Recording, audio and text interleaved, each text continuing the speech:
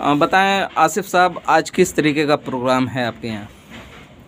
हमारा प्रोग्राम हमारी पार्टी और पीस पार्टी, कुछ और भी 5-7 पार्टियों का गठबंधन जो हुआ है उसी का प्रोग्राम है कि हम यहाँ पर MIM की तरफ से मैं मुनव्वर भाई को, जो पीस पार्टी के उम्मीदवार हैं, मैं उनको सपोर्ट कर रहा हूँ यहाँ पर विधानसभा में। अच्छा, यहाँ पे आप जो असेंबली से लड़ रहे हैं मुनव्वर अली, इनकी हिमायत कर रहे हैं जी। तो ये अलायंस यहीं से है या ऊपर की जो आपकी है? ऊपर से है। ऊपर से है जी। जानना चाहते हैं कि 2017 में AIMIM ने मुख्तार अंसारी को समर्थन दिया था, हिमायत की थी जी। और इस बार भी सुनने में आ रहा था कि मुख्तार अंसारी को हिमायत की जा रही है, उनके खिलाफ कोई उम्मीदवार नहीं उतारा जाएगा। लेकिन ऐसी क्या वजह पड़ेगी जिसकी वजह से AIMIM को अलायंस करना पड़ा? देखिए, मुख्तार अंसारी को मुस्लिम होने के नाते हर पार्टी टिकट देने से कतरा रही थी, जिसको लेके ओवैसी साहब ने बोला कि हम एक मुसलमान को, चूँकि बाहुबली ये अकेले तो नहीं है, और भी यूपी में बाहुबली हैं, लेकिन यहाँ की सरकार को सिर्फ और यहाँ की तमाम सेकुलर पार्टियों को एक ही बाहुबली नज़र आता है। तो इसलिए यहाँ पर ओवैसी साहब ने बोला कि भाई हम इनको इस तरीके से रुसवा नहीं होने देंगे, हम इनको ज़रूर सपोर्ट करेंगे। अगर कहीं से इनको टिकट नहीं मिलता तो MIM कहीं से भी इनको टिकट दे देगी जहाँ से ये चाहें। लेकिन हमारे सपोर्ट करने के बाद मुख्तार अंसारी के भाई अफजाल अंसारी ने, सांसद अफजाल अंसारी ने ओवैसी साहब के ख़िलाफ़ बयान दिया, ओवैसी साहब पर इल्ज़ाम लगाया। तब वहाँ से हमने सपोर्ट खींच लिया कि अब हम उन्हें सपोर्ट नहीं करेंगे। ऐसी क्या मजबूरी है कि लोग AIMIM से दूर भाग रहे हैं? जो मतलब जो पार्टियां हैं, लोगों का मेरा मुराद ये है कि जो सेकुलर पार्टियां कर रही हैं अपने आप को, और वो आपसे अलायंस नहीं कर रही हैं, क्या वजह? नहीं, जो सेकुलर पार्टियां हैं वो नाम के लिए सेकुलर हैं, हकीकत में नहीं है। वो किसी भी कीमत पर मुस्लिम क़यादत बर्दाश्त नहीं कर सकती। वो सिर्फ यहाँ पर नहीं, कहीं भी होगा तो सिर्फ MIM नहीं, कोई भी पार्टी होगी तो उन्हें ऊपर नहीं उठने देंगे। ये इलेक्शन हारना इन्हें बर्दाश्त है, लेकिन मुस्लिमों की हिस्सेदारी इन्हें बर्दाश्त नहीं है, और हम किसी भी कीमत पर अपनी हिस्सेदारी लेकर रहेंगे। सेकुलर पार्टियों का एक इल्ज़ाम है कि असदुद्दीन ओवैसी मजलिस जो है वो उस जगह पे लड़ती है जहाँ पे मुसलमानों को सीधे तौर पे नुकसान पहुँचा के BJP को फ़ायदा पहुँचाया जाए। भाई, मजलिस वहीं लड़ती है जहाँ मजबूत है। अब वहाँ पहले कौन मजबूत है कौन नहीं है वो हम तो नहीं देखेंगे, इसलिए कि वो हमको भी नहीं देख रहे हैं कि हम कहाँ से उठ सकें। चलिए, हम तो जगह छोड़ने के लिए सब तैयार थे, गठबंधन किए होते, हम तमाम जगह छोड़े होते, कुछ जगह हमें दिए होते तो हम छोड़ दिए होते, लेकिन वो चाहते हैं कि हम इलेक्शन ही ना लड़ें, तो ये कैसे मुमकिन है? नई नस्ल पे मतलब नई नस्ल पे मजलिस का जो एक दबदबा है, एक पकड़ है, क्या मुनव्वर अली जो हैं लड़ रहे हैं उन पे ट्रांसफ़र हो पाएगा वोट? इंशाअल्लाह पूरा ट्रांसफ़र होगा।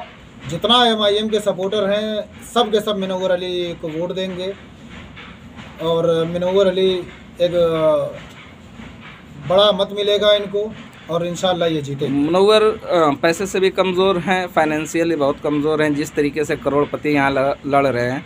और दूसरे मुख्तार अंसारी एक बहुत पावरफुल शख्सियत है, 5 बार से MLA हैं, 6ठी बार का उनका एक ये पर्चा दाखिला होने जा रहा है। तो ऐसे में मुख्तार अंसारी के सामने मुनव्वर अली कितना टक्कर दे पाएंगे? देखिए, यहाँ के लोगों को सोचने की ज़रूरत है कि किसे वो चुने, जो 5 साल में एक बार आता है उसको, या जो रोज़ इस बीच में रहता है उसको। ये तो लोगों के ऊपर है। और जहाँ तक पैसे का मामला है तो पैसा कहाँ, अगर लोग बिरयानी और दावत पर बिक जाएं तो ये तो उनका मामला है कि वो क्या कर रहे हैं, वो अपने फ्यूचर को बर्बाद कर रहे हैं।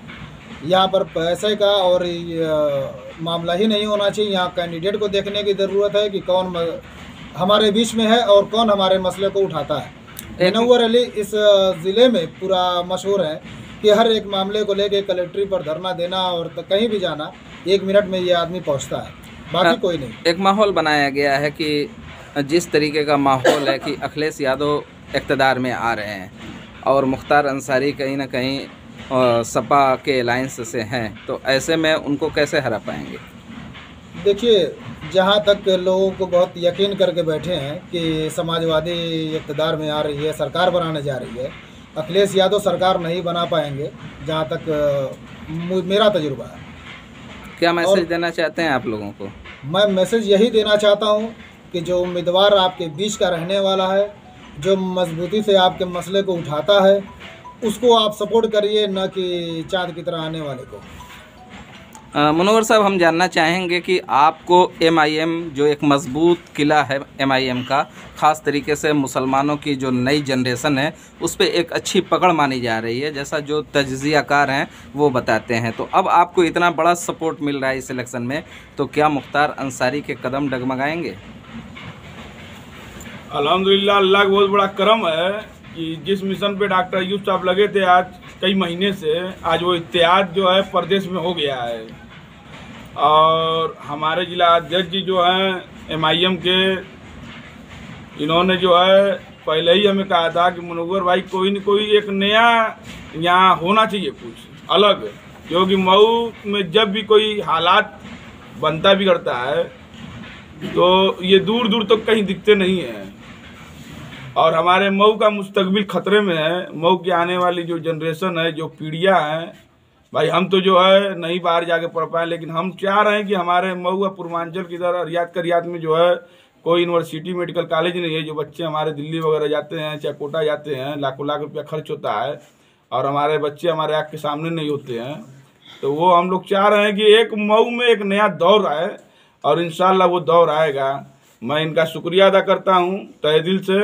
और भीम आर्मी का भाई साहब आए हैं हमारे, उनका भी मैं शुक्रिया अदा करता हूँ। पीस पार्टी, हाँ, पीस पार्टी और मजलिस पे बार बार ये इल्ज़ाम लगते रहे हैं कि ये वोट कटवा पार्टी है। हाँ, ये वोट कटवा कौन कहता है भैया? ये वोट कटवा जो है हमारे ही समाज के जो तीतर पाले हुए हैं, जो तीतर हैं, 99% समाजवादी वाले, समाजवादी हो चाहे बसपा हो, जो तीतर पाले हुए हैं, काजू मुनक्का खाते हैं और शिकारी एक शिकार करके जो है हमारे कौम का लेके चले जाते हैं वोट, वही सिर्फ कहते हैं। हमारा हिंदू भाई को कभी नहीं कहा है कि ये वोट कटुआ है चाहे भाजपा के एजेंट है। मुसलमानों का खास तरीके से उत्तर प्रदेश के मुसलमानों और जो बुनकर तबका है, बुनकर तबकों को एक फ्लैट रेट पासबुक मिल रहा था 72 रुपया और देही इलाकों में 65 रुपया, जिस पे एक इमरजेंसी ब्रेक लगाकर अभी उसे रोका गया योगी सरकार के ज़रिए। लेकिन बुनकरों की पूरे इस इलेक्शन में न तो बात हो रही है, न उन्हें टिकट दिया जा रहा है। ऐसे में मुनव्वर अली एक कमज़ोर तबके से आते हैं, भले वो बुनकर नहीं है लेकिन बुनकरों के शहर से उनका ताल्लुक़ है, तो कैसे बुनकरों में अपनी बात को पहुंचा पाएंगे? मैं शुरू से मऊ में और बचपन में गुजारा हूँ। अब मैं देखा हूँ यहाँ की बदहाली, और एक एक परिवार जो एक एक लूम जो है 24 घंटा चलाता है, मजदूरी आता है, और उसमें से बिजली का बिल देना, फिर जो है दवा का खर्च है, इलाज है, और उसमें जो सरकार ये बैन कर दी है। हमने इसका जो है मांग उठाया है, कलेक्ट्रेट पे घिराव भी किया है बुनकर पासबुक को लेकर, कई बार हमने जो है आंदोलन भी किया है। और समाज कोई भी हो, वहाँ चौहान बस्ती थी, पानी नहीं था, उसके लिए भी हमने चक्का जाम किया कमरिया में।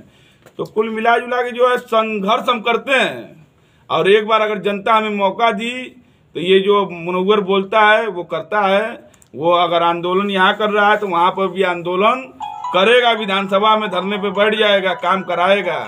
वो कुर्सी जो हमारी 17 साल से खाली है, वहाँ कोई आवाज़ उठाने वाला नहीं है, उसको इंशाल्लाह हम जो है कोई सरकार बनाए, चाहे योगी बनाए, चाहे जो है अखिलेश बनाए, चाहे मायावती जी बनाए, चाहे प्रियंका गांधी बनाए, उससे हमसे नहीं मतलब है।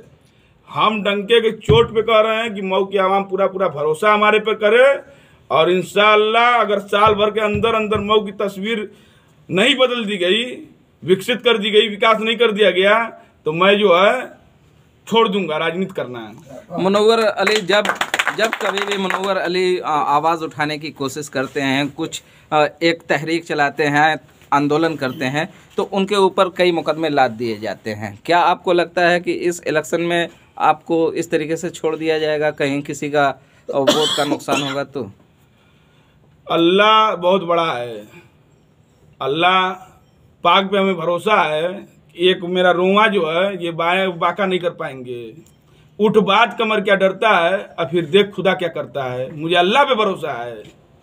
ये जालिमों को जो साथ दे रहे हैं, कभी बसपा का झंडा लाकर, कभी सपा का झंडा लाकर, आज छड़ी का झंडा लेके आए हैं। अब वो वोट ले आके वो नेता उसका बेचता है, भाजपा में जाता है, शामिल हो जाता है। तो मैं ये सब एकदम बर्दाश्त के बाहर है। मैं मऊ का विकास चाहता हूँ। जालिम आप कह रहे हैं, इतना हाँ, सख्त लफ्ज जालिम का साथ देने वाला जो जुल्म कर रहा है। तो जालिम का मुराद मतलब आप मुख्तार अंसारी और उनके परिवार से? जी, मुख्तार अंसारी और उनके परिवार जो जुल्म कर रहा है। वो तो कहते हैं कि हम उसके सब में खड़े हैं। कहते हैं गरीबों के मसीहा हैं। गरीबों के मसीहा थे। जब उन्होंने जो है ये अपना दल बनाया था, क़यादत खड़ी की थी, आज उन्होंने क़यादत को बेच दिया ले आकर, खत्म हो गए। हमारा जो अरमान था खत्म हो गया। जालिम के सफ में जो जुल्म हमारे ऊपर कर रहे हैं। सैफई दंगा हुआ, वहाँ पे रंगारंग वो मुजफ्फरनगर दंगा हुआ, वहाँ पे जो है रंगारंग कार्यक्रम चला उनका। एक बार भी जो है वहाँ 65 से 70 विधायक थे, कोई बोलने वाला था, सब पार्टी गुलाम थे।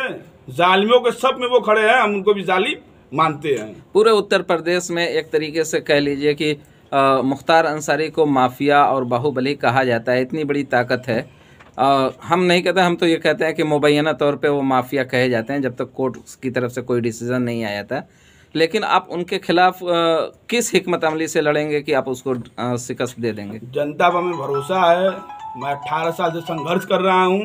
इंशाल्लाह मुझे उम्मीद है कि इस बार लाखों से जो है जिता के जनता में भेजेगी। MIM का मतलब जलवा चलेगा? MIM को जलवा चलेगा। हमारे दलित भाई का सपोर्ट है, उनका जलवा चलेगा। चंद्रशेखर भाई का, कुशवाहा जी है, उलमा काउंसिल है, तमाम आलिम उलमा हमारे साथ इंशाल्लाह खड़े रहेंगे। इस बार बदलाव मऊ का होना है। पूरा हिंदुस्तान देखेगा। अगर कोई मुख्तार को हराने वाला है तो मुनव्वर है। मतलब ये मान के चले लोग कि मुख्तार को चैलेंज है मुनव्वर से? बिल्कुल है, उसके खिलाफ चुनाव लड़ रहे हैं। चैलेंज क्या है? मैं विकास के बुनियाद पे लड़ रहा हूँ। जितना मैं जो है लाठी खाया हूँ, जितना जेल में सताया गया हूँ, मुख्तार नहीं सताए गए हैं। मुख्तार को एसी मिला है जेल के अंदर, हमको दरी पे खटमल पे सोना पड़ा है, सोए हैं कौम के लिए। क्या पैगाम है लोगों को? हाँ, ये अब बात जो है हम बता रहे हैं शहरवासियों को, ये मौका अच्छा है, नहीं तो फिर 5 साल रोना है। कौनो आवत नहीं, कौनो नहीं आवत, तो उससे बचना अगर है। हर मौके मुनव्वर खड़ा है, काम करता है। उठवा वाले पे नहीं आवत सब बोला, पासबुकवा पे नहीं आवत बोला। ये सब से अगर बचना है तो हमारा साथ दें और खुल के साथ दें, डरने की जरूरत नहीं है। ठीक है, थैंक यू।